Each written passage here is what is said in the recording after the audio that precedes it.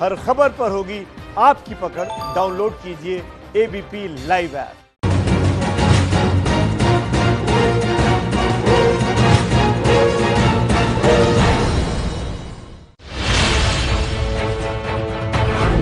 दुनिया के 70 देशों के बाद भारत में कोरोना का खौफ। दिल्ली और हैदराबाद में कोरोना के केस से हड़कंप। एयरपोर्ट से लेकर और सी पोर्ट्स तक और सी पोर्ट से लेकर जितने भी हमारे नेपाल के साथ जुड़े हुए बॉर्डर्स हैं, वहाँ पर सब जगह पर स्क्रीनिंग कर रहे हैं।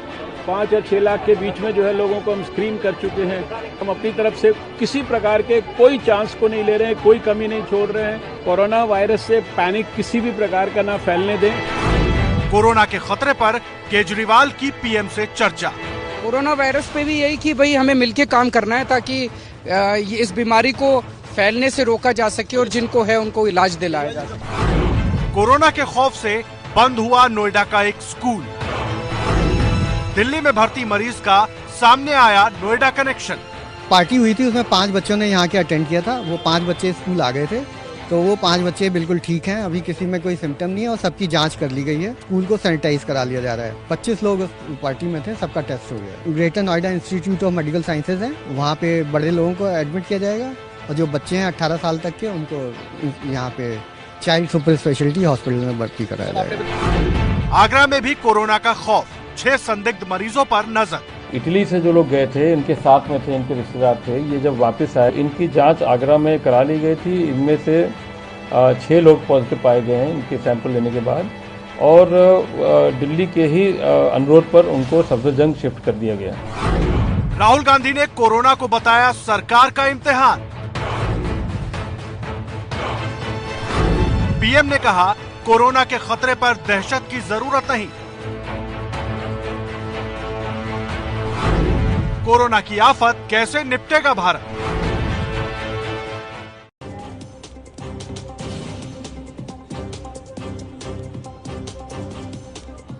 नमस्कार, आप देख रहे हैं एबीपी न्यूज। मैं हूं आपके साथ शोभना यादव। इस समय एबीपी न्यूज के स्टूडियो में हमने कोरोना न्यूज लैब बनाई है। कोरोना न्यूज लैब हमने क्यों बनाई है? क्योंकि अब कोरोना वायरस ने भारत में भी दस्तक दे दी है। तो कोरोना वायरस से जुड़ी हुई हर बड़ी छोटी खबर हम कोरोना न्यूज लैब से आप तक पहुंचाएंगे। इस समय एक बड़ी और राहत भरी खबर नोएडा के स्कूल से आ रही है, और वो खबर ये कि नोएडा के श्री राम मिलेनियम स्कूल के बच्चों में कोरोना वायरस का कोई लक्षण नहीं पाया गया है। दिल्ली में एक पार्टी में ये बच्चे शामिल हुए थे, उसके बाद से ये कहा जा रहा था, इन बच्चों का टेस्ट किया गया था कि शायद इनमें कोरोना वायरस हो सकता है। स्कूल के प्रिंसिपल की ओर से बच्चों और उनके अभिभावकों को संदेश भेजा गया है कि एहतियातन इन बच्चों को 2 हफ्ते के लिए निगरानी में रखा जाएगा। साथ ही स्कूल को सैनिटाइज करने के लिए 6 तारीख तक बंद रखा जाएगा। तो अच्छी और राहत भरी खबर यही है कि नोएडा के इन स्कूलों में जो ये कहा जा रहा था कि इन बच्चों में कोरोना वायरस पहुंच सकता है। और प्रफुल्ल श्रीवास्तव हमारे साथ जुड़ गए ज्यादा जानकारी लिए हुए। प्रफुल्ल, आपने ही हमारी सीएमओ से बात कराई थी, इस स्कूल के बच्चों के अभिभावकों से भी बात कराई थी। अच्छी खबर ये कि इन बच्चों में कोरोना वायरस नेगेटिव है।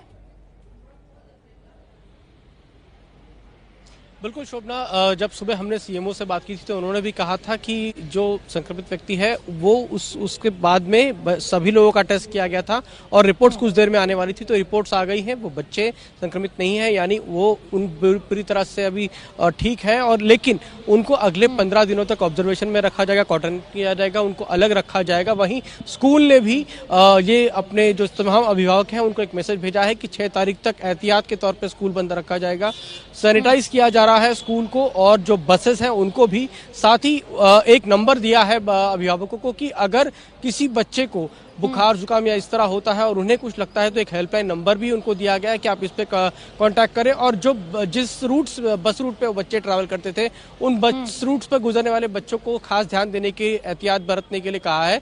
तो फिलहाल राहत की बात यह कि जिन बच्चों को सैंपल्स लिए गए थे वो नेगेटिव आए हैं, और ये राहत भरी खबर है क्योंकि वो बच्चे स्कूल भी गए थे। तो फिलहाल यही राहत की खबर है, दोनों बच्चों का टेस्ट नेगेटिव है।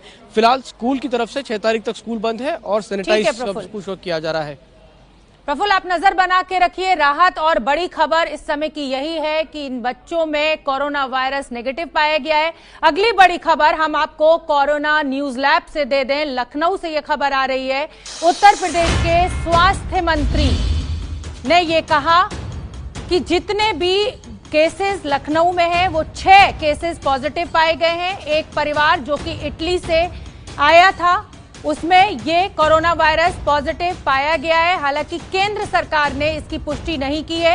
भारत में 5 ही कोरोना पॉजिटिव केस केंद्र सरकार की तरफ से बताया जा रहा है। तो कोरोना वायरस पर उत्तर प्रदेश से बड़ी खबर यही कि यूपी के जो स्वास्थ्य मंत्री हैं वो तो ये कह रहे हैं कि 6 केसेस पॉजिटिव हैं, जबकि केंद्र सरकार ने इसकी पुष्टि नहीं की है। मेरे साथ मेरे सहयोगी रणबीर जुड़ रहे हैं। रणबीर, यूपी के स्वास्थ्य मंत्री कह रहे हैं कि 6 केसेस जो हैं उसमें कोरोना वायरस पॉजिटिव है, जबकि केंद्र सरकार टोटल केसेस 5 बता रही है। ये क्या कंफ्यूजन है?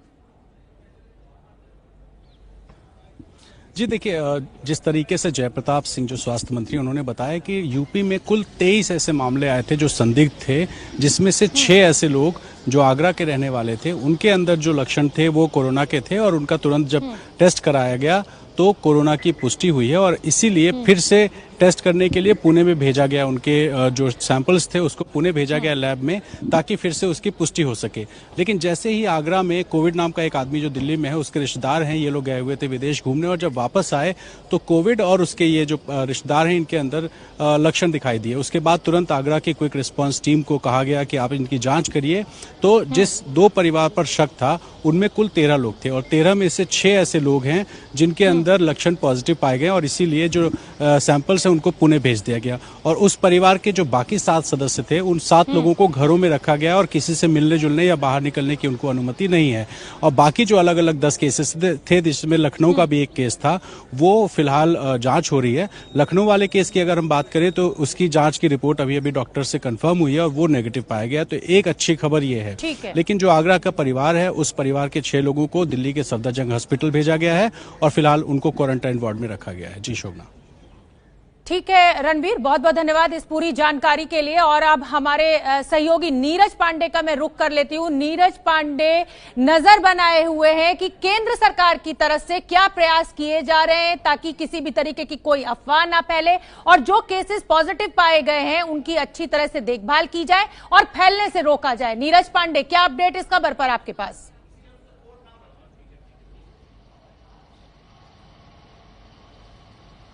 जी बिल्कुल, देखिए प्रधानमंत्री का ट्वीट ही सब चीजें बता देता है। प्रधानमंत्री ने ट्वीट करके साफ तौर पे कहा कि उन्होंने सारे मंत्रालयों के साथ एक समीक्षा बैठक की है, सबके साथ वो संपर्क में है और खुद विदेश मंत्री एस जयशंकर ने उनको इस पूरे मामले में ब्रीफ किया है। एक और बात सुनना, यहाँ कल चूंकि स्वास्थ्य मंत्रालय और जो ग्रुप ऑफ मिनिस्टर्स की एक टीम बनाई गई वायरस पर नजर बनाए हुए, पहले भी उसकी 2 बैठकें हो चुकी थी और कल सुबह 11 बजे भी स्वास्थ्य मंत्रालय में ऐसी एक बैठक हुई थी जिसमें सभी विषयों पर बात की गई थी। आज कल शाम से जिस तरह से ये सामने आए मामले कोरोना के, चाहे लखनऊ का हो, चाहे नोएडा का हो, आगरा का हो, इन सब मामलों के बाद टीम और अलर्ट हो गई है। और आज जिस तरह से सारे जो इटली है, जापान है, चाइना है, ईरान है, इन सब के जो यात्रियों के ट्रैवल वीजा है, नई ट्रैवल पॉलिसी लॉन्च की गई और सभी वीजा कैंसिल कर दिए गए। ये सरकार का एहतियातन कदम है। तो आज प्रधानमंत्री ने ट्वीट करके ये सारी जानकारी पहले ही शेयर कर ली है कि हम इसको लेकर अलर्ट हैं और देश के लोगों को पैनिक ना होने की सलाह भी दी है प्रधानमंत्री ने। कुछ उन्होंने ये भी सलाह जारी की है, गाइडलाइन जारी की है कैसे आप इससे बच सकते हैं, कैसे एक दूसरे से हाथ ना मिलाकर, हाथ धुलकर, सैनिटाइजर का इस्तेमाल करके, स्वच्छता का इस्तेमाल, स्वच्छता पूर्वक रह के इन सब चीजों से बचा जा सकता है। इसके अलावा स्टेट्स को भी एडवाइजरी जारी की गई है सेंटर की तरफ से कि क्या क्या एहतियात बरते जाएं। तो ये केंद्र सरकार पहले से, जब से कोरोना वायरस का प्रचलन चला है, जब से ये सामने चीजें आई हैं उसके बाद से ही भारत सरकार इस पर जो है काम शुरू कर चुकी थी। अब ये जरूर है कि पिछले 2 दिनों में जिस तरह से मामले सामने आ रहे हैं, गवर्नमेंट और अलर्ट हो गई है। जी शोभना। ठीक है नीरज पांडे, बहुत बहुत धन्यवाद आपका। तो हमारे सहयोगी नीरज पांडे हमें बता रहे थे कि केंद्र सरकार किस तरह के प्रयास कर रही है। साथ ही साथ प्रधानमंत्री नरेंद्र मोदी ने भी कहा है, स्वास्थ्य मंत्री डॉक्टर हर्षवर्धन भी कह रहे हैं कि पैनिक करने की बिल्कुल जरूरत नहीं है। सरकार सभी प्रयास कर रही है ताकि किसी भी तरह का पैनिक ना हो। और जैनेंद्र मेरे सहयोगी एयरपोर्ट पर इस समय मौजूद है। जैनेंद्र, आपसे मैं ये जानना चाहूंगी कि इस समय एयरपोर्ट पर किस तरह के एहतियाती कदम उठाए जा रहे हैं कि एयरपोर्ट से, क्योंकि जो विदेश से नागरिक आ रहे हैं उनके थ्रू ये वायरस भारत में प्रवेश कर रहा है। जी हाँ, बिल्कुल, ये एक विदेशी वायरस है और जाहिर है बाहर से ही कोई इन्फेक्टेड आदमी जो है उसके जरिए देश में इन्फेक्शन फैलने की आशंका है, गुंजाइश है, आप जो भी कह लें। तो जहां तक एयरपोर्ट पे तैयारी का सवाल है तो चूंकि हम बाहर हैं तो अंदर की तस्वीर हम आपको नहीं दिखा सकते, लेकिन जानकारी के मुताबिक देश के सभी एयरपोर्ट पर या फिर हर वो पॉइंट, चाहे वो पानी का रास्ता हो, सड़क का रास्ता हो या हवाई रास्ता हो, देश में प्रवेश करने के जितने भी पॉइंट्स हैं वहां पर जो लिस्टेड कंट्रीज हैं, देश है, वहां से आने वाले यात्री डायरेक्टली या इनडायरेक्टली उनकी स्क्रीनिंग की जा रही है, उनसे फॉर्म भरवाया जा रहा है, उनकी स्क्रीनिंग की जा रही है और अगर कोई सिम्टम, लक्षण दिखते हैं तो उनको तुरंत सेपरेट किया जा रहा है उनके इलाज के लिए। तो अपनी तरफ से पूरी सावधानी बरती जा रही है, पूरा एहतियाती जो कदम होना चाहिए वो किया जरूर जा रहा है। हालांकि एक चीज मैं जरूर जोड़ना चाहूंगा कि अभी कुछ यात्रियों से मेरी बात हुई, हालांकि वो लोग अमेरिका और दुबई से आ रहे थे, उनसे मैंने पूछा कि क्या आप लोगों से किसी प्रकार की पूछताछ हुई, कोई फॉर्म भरवाया गया, कोई स्क्रीनिंग हुई। उन्होंने नकारात्मक जवाब दिया, उन्होंने कहा कि नहीं, ऐसी कोई बात नहीं हुई, ना तो फॉर्म भरवाया गया, ना ही कोई पूछताछ हुई। तो ये एक सवालिया निशान जरूर है कि जब एक तरीके से इतना इस कदर गंभीर हालात हैं, एक के बाद एक केसेस जो है वो सामने आ रहे हैं, तो इस तरह की क्या लापरवाही बरती जा रही है या फिर जो बाकी देश लिस्टेड नहीं है उन अन्य देशों से आए यात्रियों से पूछताछ की कोई जरूरत नहीं है, ये विशेषज्ञ बताएंगे। लेकिन अमेरिका और दुबई से आने वाले यात्रियों ने मुझे बताया अब से थोड़ी देर पहले कि उनसे कोई पूछताछ नहीं हुई, कोई फॉर्म नहीं भराया गया, कोई स्क्रीनिंग नहीं हुई। हालांकि जो सरकारी सूत्र है वो ये जरूर बता रहे हैं कि जो लिस्टेड देश हैं उनसे डायरेक्टली या इनडायरेक्टली पहुंचने वाले यात्रियों की जो है वो पूछताछ की जा रही है, फॉर्म भरवाया जा रहा है, बाकायदा स्क्रीनिंग की जा रही है और अगर हल्का सा भी लक्षण मिलता है तो उनको अलग करके जांच उनकी की जा रही है। जी शोभना। ठीक है जैनेंद्र, आप नजर बना के रखिए और हम अपने दर्शकों को बता दें कि इसी बीच सरकार ने 4 देशों से जो वीजा था उसको कैंसिल कर दिया है, साथ ही 35 दवाओं की निर्यात पर रोक लगा दी है। रक्षित हमारे सहयोगी हमारे साथ जुड़े हुए हैं। रक्षित, मैं आपका रुख करना चाहूंगी और जानना चाहूंगी कि 35 दवाओं के निर्यात पर रोक लगा दी गई है, क्या ये वो दवाएं हैं जो कि कोरोना वायरस से लड़ने में मददगार होती हैं?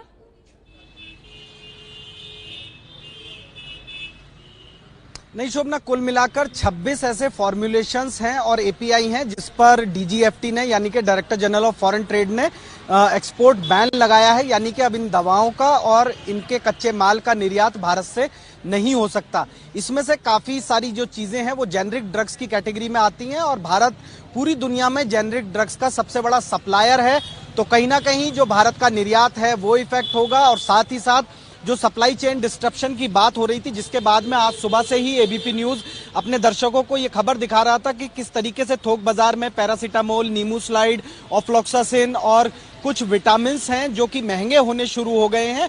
उसी के बाद में अब सरकार ने 26 ऐसे फॉर्मुलेशंस और एपीआई हैं जिन पर एक्सपोर्ट बैन जो है वो लगाया है, क्योंकि हमारे यहाँ पर दवाइयाँ भले ही हम दुनिया भर की 20% बनाते हों, लेकिन उन दवाओं को बनाने के लिए जो कच्चा माल, जो एपीआई एक्टिव फार्मास्यूटिकल इंग्रेडिएंट जो इस्तेमाल होता है 70% तक वो चाइना से हम लोग लेके आते हैं और अकेले वुहान शहर से 67 ऐसे एपीआई हैं जो आते हैं, तो जाहिर तौर पर वो सब नहीं आ पा रहे हैं और इसीलिए अब सरकार ने कि देश में दवाएं महंगी ना हो और दवाओं की किल्लत ना हो, इसके लिए कुल मिलाकर 26 फॉर्मुलेशंस और दवाइयों पर निर्यात का बैन लगाया है। शोभना।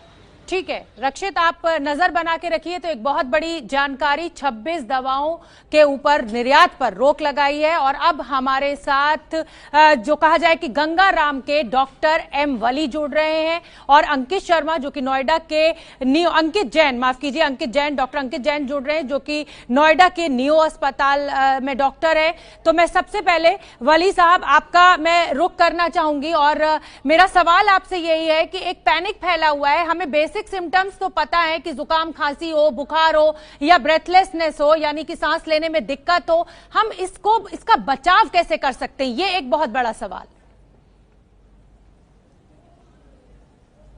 देखिए, इसमें पैनिक जो है जब होना चाहिए जब बुखार आए, खाली खांसी आए, छींक आए, नाक बहे, नजला हो, सर में दर्द हो तो पैनिक नहीं करना है। जब बुखार आए और आपको लगे बदन में टूटन ऐसी हो रही है जो अजीब सी होती है वायरल फीवर्स में, सबको पता है वो फीलिंग जो बुखार आने से पहले होती है, थोड़ा सा मसल्स में पेन होता है, बॉडी एक होता है, ऐसा लगता है हम काम पे न जाएं, हम न चाहते हुए भी काम पे चले जाते हैं और फिर जब तक घर आते हैं तो बुखार हो जाता है। तो वो वाली फीलिंग की मैं बात कर रहा हूँ, जिसको हम प्रोस्ट्रेशन कहते हैं मेडिकल लैंग्वेज में, या बदन में टूटन कहते हैं हिंदी में। वो वाली फीलिंग को लेके जो है हमको सावधान और सतर्क रहना है। सतर्क रहना इज द बज वर्ड, बिग वर्ड। तो सतर्क रहना है और हमको भीड़ भाड़ वाली जगह बिल्कुल नहीं जाना है। शेक हैंड का आपने बता ही दिया, नमस्ते करना है, शेक हैंड नहीं करना है। अच्छा, ये वायरस से इतना वो क्यों है, डर और सहम क्यों है? हमने पहले भी बहुत सी एपिडेमिक झेली हैं, बर्ड फ्लू, स्वाइन फ्लू जैसी, इबोला जैसी। ये वायरस किसी भी सरफेस पे, जैसे मेरा मोबाइल फोन है, हॉस्पिटल की लैच है, जीने की रेलिंग है, मैंने सुबह भी आपके प्रोग्राम में बताया था, जीने की रेलिंग अस्पताल की सबसे ज्यादा इन्फेक्टेड होती है और हमको उसको नहीं पकड़ के चलना है। और हॉस्पिटल के डोर्स हैं, लैचेज हैं, घरों के हैं, किसी दुकान पे हम जा रहे हैं उसका काउंटर है, और खास तौर से मेरा मोबाइल फोन जो है उससे बहुत उसको हाइजीनिक रखना है।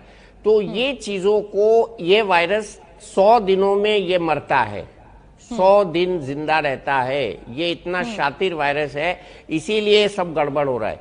और दूसरे, एयरलाइन ट्रैफिक बिल्कुल अवॉइड करें। अब जो भारत सरकार पॉलिसी बनाएगी जहाज भेजने की अपने, या एयरलाइंस पे पैसेंजर्स को बुलाने की, उसमें मेरा कोई दखल नहीं है।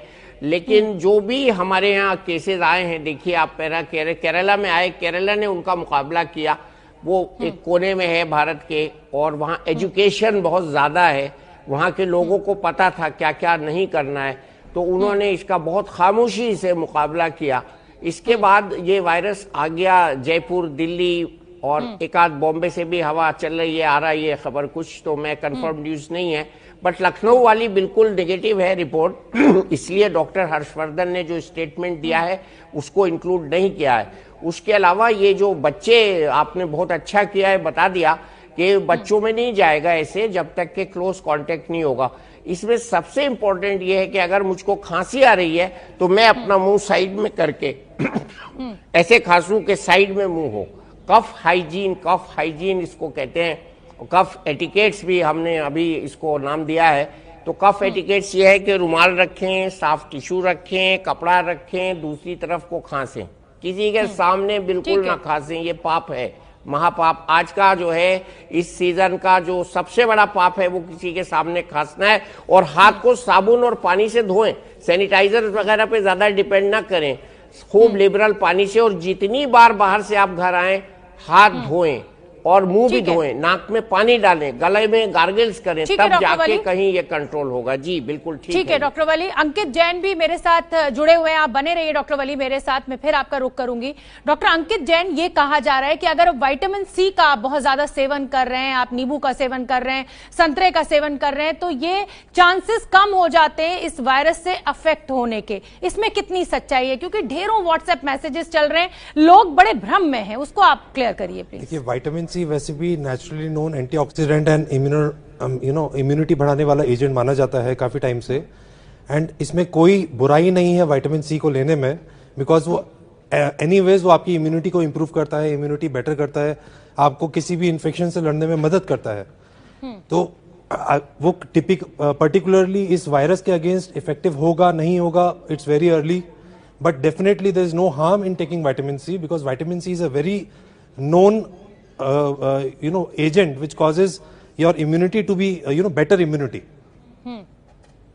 डॉक्टर वली, मैं अब आपका रुख करना चाहूंगी। अगर ऐसा कोई केस हमें घर में महसूस होता है, अपने आसपास कोई महसूस होता है कि ये कोरोना वायरस हो सकता है या हमें लगता है, तो क्या हमें सबसे पहले उस व्यक्ति को आइसोलेट करना चाहिए, डॉक्टर के पास ले जाना चाहिए? क्या कदम आप हमारे दर्शकों को बताएंगे? देखिए, सबसे पहले मैं ये बात कर रहा हूं कई दिनों से कि हम कोरोना वायरस के चक्कर में, कोविड-19 के चक्कर में इतना खो गए हैं कि हम नॉर्मली जो आजकल इन्फ्लुएंजा चल रहा है उसको भूल गए हैं। स्वाइन फ्लू लाइक सिम्टम्स हो रहे हैं लोगों को, बट वो कोरोना नहीं है। तो फौरन डॉक्टर से मशवरा। और उसमें फर्क यह है, पहले खांसी आती है, नाक में जलन होती है, हेडेक होता है, बुखार बाद में आता है। तो अगर ऐसा कोई मरीज है जिसको खांसी आ रही है और वो खांसी एंटीबायोटिक से ठीक नहीं हो रही है, तुरंत डॉक्टर की सलाह ले और अपना H1N1 वाला टेस्ट कराए। तो H1N1 तो नहीं आ रहा है स्वाइन फ्लू, लेकिन जो आ रहा है वो H3N2 आ रहा है। तो उसका इलाज जो है वो ऑस्टेलमेवीर है, जो हमको फ्लूवीर के नाम से हमने जो कोरोना वायरस में नहीं बल्कि स्वाइन फ्लू में जो दवा यूज की थी वो है। तो उसका इलाज हो जाएगा। अगर वो मरीज अपना इलाज नहीं कराएगा तो वो वर्नरेबल हो जाएगा स्वाइन फ्लू के लिए। तो ऐसे मरीज जो स्टेरॉइड्स में हैं, जो यंग फीमेल्स हैं, चाइल्ड बियरिंग फीमेल्स हैं, एल्डरली लोग हैं, ब्रोंकाइटिस के मरीज हैं, हाइपरटेंशन के मरीज हैं, जो हार्ट के मरीज हैं, जो किसी कारणवश स्टेरॉइड पे हैं, उनको अपने को आइडेंटिफाई करना चाहिए। और जो इन्होंने आपके संवाददाता ने एक बहुत अहम बात एयरपोर्ट से बताई थी कि कुछ लोग निकले, उन्होंने कहा, नहीं ये सुन लीजिए, honest reporting of symptom at the airport is the sheet anchor of the prevention. Honest reporting for every passenger is a must for. बिल्कुल, जैसा कहा भी जाता है कि prevention is better than cure, मतलब बचाव जो है वो ही सबसे बड़ा उपाय है इस तरह की बीमारियों से लड़ने के लिए। आप दोनों ही डॉक्टर्स का बहुत बहुत धन्यवाद एबीपी न्यूज से जुड़ने के लिए और हमें ये अहम जानकारी देने के लिए। तो फिलहाल कोरोना न्यूज लैब में मेरे साथ इतना ही।